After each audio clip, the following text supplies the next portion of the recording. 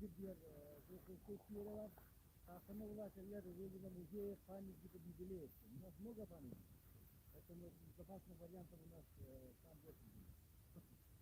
Но Куклявровский, Глуховский, это основоположник якутской литературы.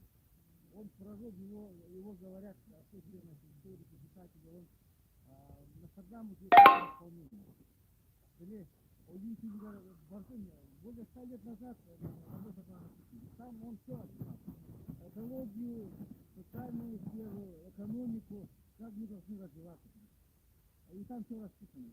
Когда вот у нас возникают сложные проблемы, мы находим ответы его работы. Да, мы еще спрашивали десятилетие Алексея Алексеевича Кулаковского. Поэтому мы обязаны чтить и сейчас предложим это три писателя элита.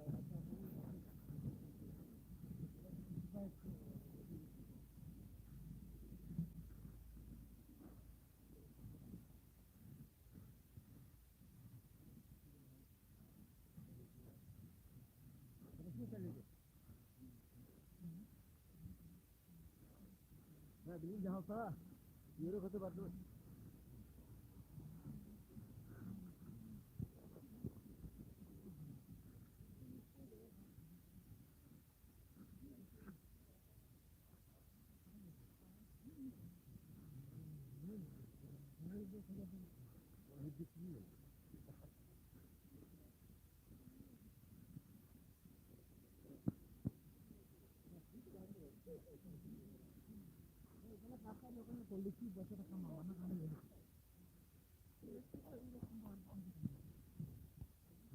Фотографировали